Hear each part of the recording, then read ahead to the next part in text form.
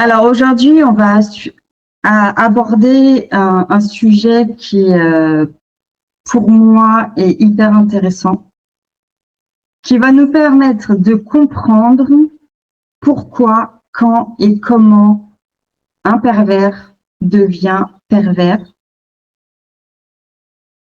Et nous allons parler des corps énergétiques. Donc, énergétiques, il y en a 5. Donc, je vais procéder par ordre. Et tu vas voir, c'est vraiment hyper intéressant. N'hésite pas pendant cette vidéo à me partager dans les commentaires s'il y a un corps énergétique qui te marque particulièrement, sur lequel tu aimerais que l'on aille chercher beaucoup plus d'informations et détailler encore plus les informations, peut-être faire une vidéo entière pour approfondir ces corps énergétiques de manière plus détaillée. Je serais vraiment intéressée de savoir ce que tu en penses, d'avoir ton avis là-dessus, savoir si ça t'impacte. Moi, ça m'a énormément chamboulée, impactée et je suis super contente de le partager avec toi aujourd'hui.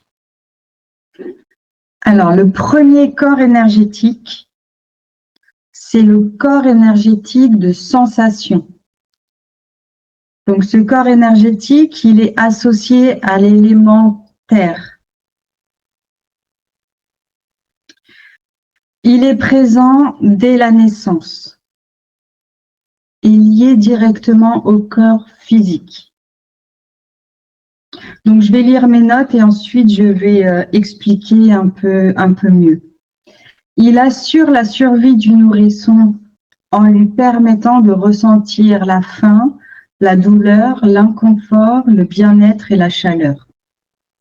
Sert de premier langage entre le bébé et les adultes qui s'occupent de lui. Sa fonction, protection immédiate et survie. Donc ce corps énergétique, il est en fait comme une couche assez fine, comme une combinaison qui recouvre tout le corps et on l'a dès que l'on naît, à la naissance en fait, dès qu'on sort du ventre de la mère, parce que quand le fœtus est encore dans le ventre de la mère, il n'a pas besoin de ces corps énergétiques puisque sa survie, elle est assurée par le corps de la mère. Donc, dans le corps de la mère, il est nourri, il est protégé, etc. Mais dès qu'il en sort, là, il a tout de suite ce premier corps énergétique qui va lui permettre justement d'assurer, comme je l'ai décrit, sa survie. Parce que un bébé, un nourrisson, bien sûr, il ne peut pas survivre seul. On le sait.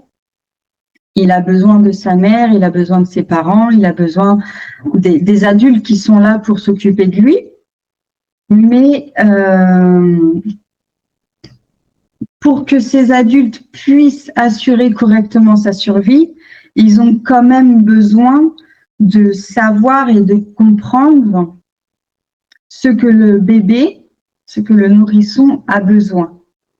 Et donc, ce premier corps énergétique, qui est le corps de sensation, va permettre au nourrisson de ressentir les sensations confortables et inconfortables, comme je l'ai expliqué, donc la faim par exemple. Donc un bébé, dès qu'il va avoir faim, il va se mettre à pleurer, ou il va faire des mimiques, où il va bouger son corps de sorte d'exprimer en fait la faim pour que sa mère puisse comprendre et le nourrir. Pareil pour la douleur, pareil pour l'inconfort, pareil pour le bien-être, la chaleur, etc. Donc, la mère va pouvoir détecter en fonction des agissements du nourrisson, de ses mouvements, de ses pleurs, de ses cris, de ses mimiques, en fonction de tout un tas de choses que le nourrisson va exprimer par les sensations qu'il ressent. Et donc, la mère ou l'adulte qui s'en occupe sera en capacité de s'occuper correctement de lui et de lui apporter ce dont il a besoin. Donc, c'est pour ça que c'est le premier corps énergétique que l'on a, et ce corps énergétique, donc, il est présent dès la naissance. Alors, maintenant, on passe au deuxième corps énergétique, et celui-là, il est très important. Je vais tout de suite t'expliquer pourquoi. Donc, on parle du corps énergétique émotionnel, associé à l'élément feu. Alors, je vais te lire mes notes et ensuite je t'expliquerai un peu mieux. Donc, il se développe dans la petite enfance. Il est relié aux émotions brutes, joie, colère, peur, rire, tristesse. Équilibre fragile, si trop d'émotions négatives ou trop intenses sont vécues, cela crée des failles irréversibles dans la structure de l'être. Fonction, base du rapport au monde et régulation émotionnelle. Alors, je vais t'expliquer un petit peu mieux, un peu plus en détail ce que ça signifie. Donc, pourquoi il est, à mon sens, hyper important et hyper déterminant sur la construction correcte d'un être. Parce que ce corps énergétique, c'est le deuxième corps énergétique, mais c'est le premier corps énergétique que l'être, donc là en l'occurrence, c'est un petit enfant, parce que c'est vraiment à la petite enfance qu'il commence à se développer. Donc, c'est à cette période-là que, on va dire, quand je parle petite enfance, c'est vraiment de 0 à 7 ans, quoi, à peu près. Donc, celui-là, c'est le premier corps énergétique qui va se développer, que l'être concerné va développer lui-même. Le premier corps énergétique, on l'a vu, on l'a dès la naissance. Donc, en fait, on le reçoit, on n'a rien à faire, il n'y a pas de travail, on l'a directement. Celui-là, pour qu'il puisse se développer correctement, c'est l'être lui-même, en fonction de son environnement et de ce qu'il va vivre, va ou non permettre de le développer correctement, de se construire correctement. Et donc, celui-là, c'est le corps énergétique émotionnel, donc on parle d'émotions. Donc, les émotions, c'est quand on parle de joie, de colère, de peur, de rire, de tristesse, ce sont des émotions qui sont intenses, mais courtes dans le temps. Les émotions, c'est quelque chose de court dans le temps et d'assez intense, et surtout qui sont en rapport à l'autre. On ne peut pas, en fait, un enfant ne peut pas exprimer, ou même un être, ne peut pas ressentir de la colère s'il n'y a pas quelque chose qui vient lui faire ressentir en fait cette émotion-là. Pareil pour le rire. En fait, on ne va pas rire de quelque chose. On ne peut pas seul rire comme ça, de manière seule. Enfin, en étant seul, on va forcément rire parce que on est dans un échange avec une autre personne, où on va rire parce que je sais pas, on regarde quelque chose, une vidéo, ou quelque chose, voilà, on regarde quelque chose qui nous fait rire. C'est toujours en lien avec les autres et l'environnement. Et donc, quand on parle d'un équilibre fragile, en fait, on l'interprète un peu, il faut s'imaginer vraiment une balance des émotions. Donc, il y aura d'un côté les émotions négatives et de l'autre côté les émotions positives. Et pour que la construction de l'être, le développement de l'être et de ce corps énergétique puisse se faire correctement et de manière saine, il y a besoin d'un équilibre entre toutes ces émotions. Le problème qui va se passer, c'est que si l'enfant, on va dire la balance émotionnelle de cet enfant est trop fortement déséquilibrée,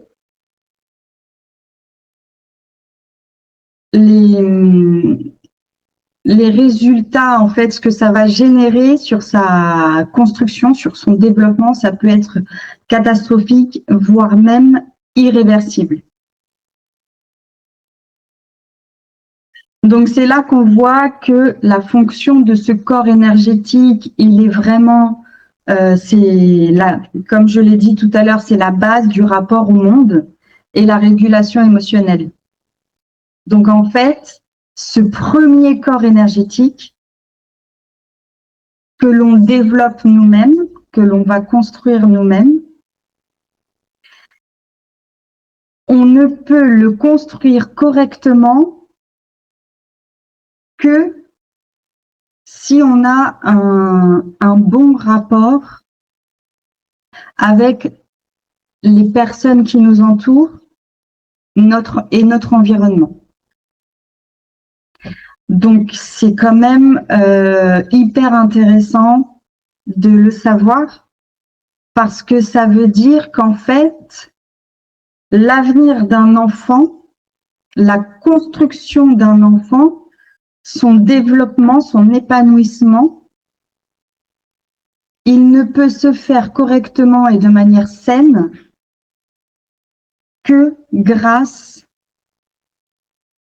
aux autres, en fait, aux personnes qui l'entourent, à ses piliers, donc ses parents, les personnes de sa famille, son entourage, les personnes les plus proches de lui et qui sont vraiment dans son quotidien et qui lui apportent, qui sont censés lui apporter l'amour, l'éducation, la sécurité, etc. La confiance aussi, le bien-être, enfin toutes ces choses primordiales, et qui vont lui permettre d'apprendre à réguler ses émotions, d'apprendre à maîtriser ses émotions et qui vont lui permettre d'apprendre à se protéger et à avoir confiance aux autres et au monde extérieur, à son environnement. Alors, maintenant, on va parler du troisième corps énergétique. Donc, il s'agit du corps énergétique des sentiments qui est associé à l'élément eau. Donc, je te lis mes notes et ensuite je t'explique plus en détail. Celui-ci se développe entre 7 et 12 ans. Il est relié à l'ouverture du cœur et à l'âme qui y réside. La différence qui est importante, c'est entre le précédent corps énergétique, qui était celui des émotions. Comme je l'ai expliqué, les émotions, ce sont des émotions qui sont éphémères. Elles sont brèves et elles éclatent comme ça, qu'elles soient positives ou négatives, c'est vraiment un éclatement d'émotions et puis ça se dissipe. Alors que les sentiments, là, on est quelque chose sur beaucoup plus fin et durable. Il y a un rayonnement plus important également. Par exemple, l'amour de soi, l'amour pour les autres, c'est un sentiment qui n'est pas un sentiment passager. il peut durer indéfiniment en fait. Donc là, on est sur quelque chose de complètement différent entre les émotions et les sentiments. Les sentiments d'amour, comme je l'ai expliqué, ça commence de l'amour que l'on a pour soi-même et de l'amour que l'on a pour les autres. Sa fonction, c'est vraiment l'apprentissage de l'amour de soi et des autres. Et ce corps énergétique va être directement en lien avec le futur corps énergétique spirituel. On y reviendra tout à l'heure. Donc, comme chaque corps, de toute façon, il est également très important parce que celui-ci, l'importance qu'il va avoir dans la construction et l'épanouissement de l'être, ça va être quelque chose d'assez central parce que celui-là, il va directement être celui qui va ouvrir le cœur de cet être. Et là, ce qui est très important à savoir, c'est que ce qui va dépendre de ça, c'est justement le corps énergétique précédent, donc le corps énergétique des émotions. Si le corps énergétique des émotions a été complètement,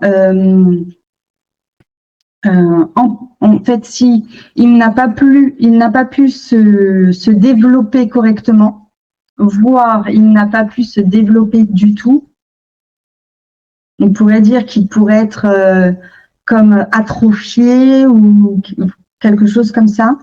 Il peut complètement empêcher l'ouverture du cœur. Et c'est là que c'est très important quand on parle de pervers, parce que si l'ouverture du cœur ne peut pas se faire,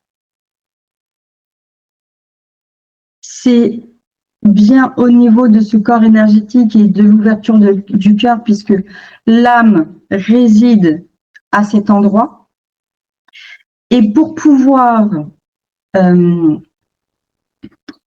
s'épanouir et pour que l'âme, parce que l'âme, elle est venue, elle a choisi un corps pour vivre l'incarnation, pour évoluer, pour grandir. Mais pour pouvoir agir et vivre cette incarnation, évoluer ici, elle a besoin que le cœur soit ouvert. Alors, on peut vivre des épreuves, on peut avoir des blessures et des blocages qui peuvent potentiellement bloquer ou fermer certaines parties du cœur, mais c'est quelque chose qui est réversible, qui peut, dans le temps, se réparer, se guérir et se rouvrir, on va dire.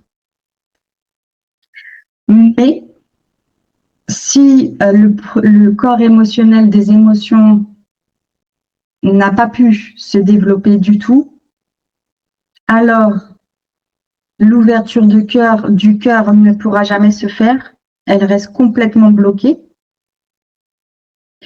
puisqu'il ne peut pas y avoir d'amour de soi, il ne peut pas y avoir d'amour pour les autres, puisque dans son développement d'enfant, il n'y a pas eu assez de sécurité, de protection, il n'y a pas eu un équilibre au niveau des émotions qui pourrait permettre à l'enfant d'ouvrir son cœur en fonction de justement de cette confiance en la vie et aux autres. Et donc, là, on est face à un problème qui peut être vraiment irréversible et irréparable en fait. Donc, qu'est-ce qui va se passer quand on a ce souci-là? C'est qu'une âme ne peut pas rester puisqu'elle n'a aucun intérêt en fait à rester et à vivre une incarnation qu'elle ne peut pas vivre finalement, parce qu'elle serait prisonnière d'un cœur complètement fermé. Elle ne pourrait pas évoluer, elle ne pourrait pas vivre l'incarnation et s'exprimer en étant prisonnière, donc elle n'a aucun intérêt en fait à rester. Alors on passe maintenant au 4e corps énergétique. Donc il s'agit du corps énergétique mental qui est associé à l'élément air. Donc il est plus léger et plus vaste et rayonne sur plusieurs mètres. Il peut se développer tout au long de la vie. Il représente l'intelligence globale, raison, cœur, sagesse. Porte la flamme de vie, créativité, mouvement, capacité de transformation et d'évolution. Fonction, accompagner l'âme dans son chemin, offrir des horizons illimités d'expérience. Voilà, donc pour en parler un peu plus en détail, donc celui-ci, on voit bien qu'il est, on explique bien qu'il est plus vaste que les précédents, qu'il va rayonner beaucoup plus loin. Et ce qu'il a de différent avec les autres, ceux qu'on a vus avant, c'est que celui-là, il peut se développer tout au long de la vie. Donc, il peut rayonner davantage en fonction du travail de la personne tout au long de sa vie. Mais il faut bien prendre en compte le fait que, en fait, dans l'ordre, quand on regarde dans l'ordre, à chaque fois, par exemple, on va prendre l'exemple de celui-ci, le corps énergétique mental qui est le 4e corps. Selon le développement des précédents, il y aura forcément des conséquences à chaque fois sur celui qui suit, sur le corps énergétique qui suit. En fait, c'est comme on peut prendre l'exemple de l'apprentissage, par exemple, à l'école. À chaque fois, tu grandis et tu vas dans une classe supérieure. Mais si, en fait, tu n'as pas travaillé pendant ton année et que tu as des lacunes et que tu as eu des mauvaises notes, tu peux potentiellement redoubler pour pouvoir ensuite aller dans la classe supérieure. Bah là, en fait, c'est un peu la même chose, parce que si les précédents corps se sont mal développés, se sont mal construits, parce qu'il y a eu des déséquilibres, parce qu'il y a eu des blessures, parce qu'il y a eu des épreuves, des blocages, ça aura forcément une incidence sur les suivants. S'il y a des lacunes, il y aura forcément un retard et des conséquences sur le développement des suivants. Après, il n'y aura jamais il n'y a pas de, même s'il y a des retards et des lacunes, des épreuves, des blocages, selon en fait le travail de l'être, ça peut se rattraper. Puisque en fait l'apprentissage, il va se faire tout au long d'une vie. Donc, on peut très bien se rattraper en fonction du travail que l'on va fournir, de l'envie que l'on, et ça va inclure en fait tout ce qui est du développement personnel, du travail sur soi, quoi. Il y a des personnes qui vont vraiment chercher à évoluer en fait personnellement, à devenir meilleur, chercher à prendre soin d'eux dans le sens de se faire aider, d'être aidé pour guérir des blessures, comprendre des événements, des épreuves, comprendre des blocages, etc. Et ça va bien sûr aider au rattrapage de ces lacunes, au rattrapage de ces retards dans la suite de son développement. Donc, quand on parle aussi que ce corps énergétique mental représente l'intelligence globale, quand on parle d'intelligence, c'est pas uniquement, on parle pas juste du QI de la personne, on parle de son intelligence, effectivement, du QI, mais aussi de l'intelligence émotionnelle, de l'intelligence aussi du cœur, qui est très important, de la sagesse, de la maturité, etc. C'est vraiment une intelligence globale. Quand on parle quand on dit que ce corps porte la flamme de vie, c'est très intéressant parce qu'on parle de la créativité, du mouvement, de la capacité de transformation et d'évolution. Donc là, c'est aussi la créativité, donc tout ce qui est la capacité de cette force de volonté, cette force intérieure, en fait, cette flamme intérieure que l'être va avoir pour avancer, pour construire sa vie. Et le mouvement et la capacité de transformation, ça va vraiment être la capacité de se remettre en question, en fait. Parce que pour pouvoir évoluer, pour pouvoir bouger, être en mouvement dans la vie et s'adapter à la vie, il faut cette capacité de remise en question pour comprendre les erreurs, les échecs, et puis rebondir. Si on n'a pas cette capacité, on ne peut pas évoluer. Et donc, cette capacité-là va offrir des horizons infinis à l'évolution de cet être. Et c'est là qu'on voit aussi, quand on parle de pervers et qu'il n'y a aucune capacité de remise en question, et ben c'est là qu'on voit que, en fait, l'origine, elle vient de ce corps énergétique émotionnel qui a été complètement déséquilibré et dont le développement n'a pas pu se faire.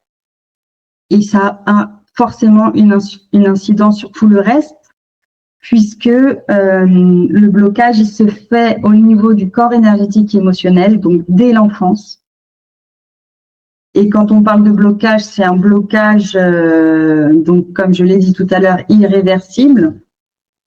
Donc tout le reste ne peut pas se développer. Et c'est là où on comprend justement les fonctionnements des pervers. Ils n'ont ils ne peuvent pas se remettre en question. Ils n'ont pas le corps énergétique mental. Son développement a été bloqué en fait dès l'enfance. Et sa fonction, donc, qui est d'accompagner l'âme sur son chemin de vie et d'offrir des horizons illimités d'expérience, en fait, on voit bien que sans la flamme de vie, donc on voit bien que si un être est dépourvu d'une intelligence globale, donc qui serait pas uniquement l'intelligence en termes de QI, mais l'intelligence émotionnelle, l'intelligence du cœur. En fait, c'est vraiment la globalité dont on parle et surtout de cette flamme de vie qui va permettre une créativité, qui va permettre une capacité de se remettre en question. Une âme ne pourrait pas évoluer dans son chemin de vie, dans son chemin d'incarnation, ni profiter d'expériences. Alors, on passe au dernier corps, donc c'est le 5e corps énergétique, et c'est le corps énergétique spirituel qui est associé à l'élément éther. Donc celui-ci, il est également présent dès la naissance. Il enveloppe l'être et permet l'existence des autres corps subtils. C'est un corps de lumière infini et sans frontières. Il relie chaque être au grand tout, au divin, à l'unité. Son rayonnement croît avec l'ouverture du cœur, l'amour et l'expansion de la conscience. Ses fonctions, c'est offrir la complétude, la paix et la joie d'être relié à l'univers. Sans ouverture spirituelle, il reste voilé, entraînant un vide intérieur, un isolement et une perte de sens. Alors celui-là, il est aussi très intéressant. Alors on voit que il est comme le premier corps énergétique, il est présent dès la naissance. Ce qui est très intéressant, c'est que celui-là, en fait, il est à la fois l'origine et l'aboutissement. C'est-à-dire que, enfin, c'est fou, sans lui, les autres corps ne peuvent pas exister, ne peuvent pas être, ne peuvent pas se développer, et en même temps, il ne peut se développer que grâce au bon développement de chacun des autres corps énergétiques. Je trouve ça vraiment puissant, en fait, comme information. Donc, celui-là, en fait, il va pouvoir, celui-là, il a un rayonnement qui est vraiment infini et il est directement en connexion avec l'univers, avec le grand tout. Mais son rayonnement, en fait, il va vraiment pouvoir se croître, en fait, se développer qu'avec, en fait, l'ouverture du cœur. En fait, plus le cœur va s'ouvrir, plus il va y avoir un travail intérieur qui va permettre de s'ouvrir, de se relier aux autres, d'être en paix avec soi-même, en harmonie avec son environnement, et plus il va pouvoir s'expanser.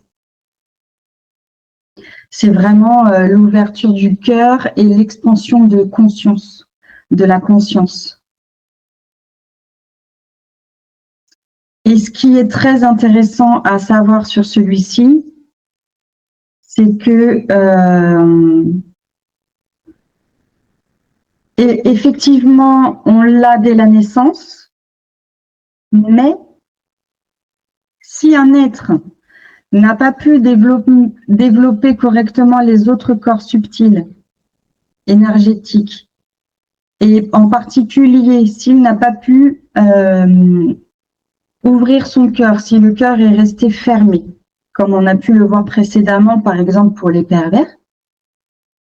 Donc ce sont des êtres qui vont être uniquement intéressés par le monde matériel, qui vont être égocentrés, qui vont être narcissiques, qui ne vont pas montrer d'intérêt sincère pour les autres et avoir d'amour pour soi-même. Et ça va complètement détruire et anéantir en quelque sorte ce corps énergétique. Donc même si ce corps énergétique, on l'a dès la naissance, il peut y avoir des conséquences désastreuses qui peuvent l'anéantir et qui peuvent priver l'être de ce corps énergétique. Donc, en fait, je trouve ça hyper intéressant d'avoir ces informations-là pour comprendre notre propre fonctionnement, notre propre développement, construction, mais aussi comprendre l'origine, le pourquoi, le comment, le quand de des êtres en fait qui sont pervers et qui deviennent pervers parce que on dit bien que on ne naît pas pervers, mais qu'on le devient. Et c'est triste à dire et à constater, mais un être qui est devenu pervers l'est devenu non pas de son fait, mais de l'incidence en fait des autres. C'est assez triste à constater parce qu'on a bien pu voir ensemble que ça se joue vraiment dans l'enfance, vraiment très tôt dans l'enfance. Donc c'est assez triste de le constater et c'est là qu'on voit en fait toute la responsabilité que l'on a en tant qu'être de ce monde, la responsabilité que l'on a envers les enfants, à quel point on doit prendre soin d'eux et vraiment soigner en fait notre rapport aux autres et notre rapport aux enfants.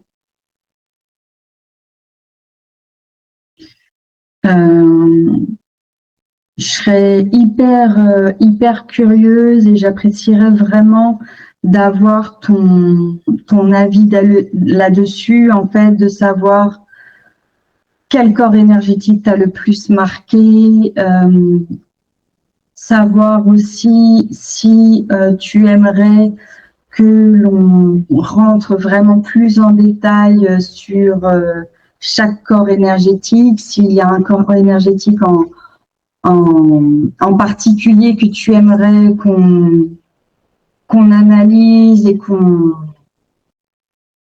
aille chercher plus d'informations dessus. J'apprécierais vraiment que tu m'en parles, que tu me le dises dans les commentaires. Moi, personnellement, c'est une vidéo que j'avais hâte de réaliser, de te partager. Je trouve ça hyper intéressant et j'espère que ce sera aussi ton avis. En tous les cas, n'hésite pas à me partager ton ressenti, ce que ça évoque chez toi. J'aimerais beaucoup justement échanger avec toi sur ce sujet et voir pour le développer et sur des prochaines vidéos.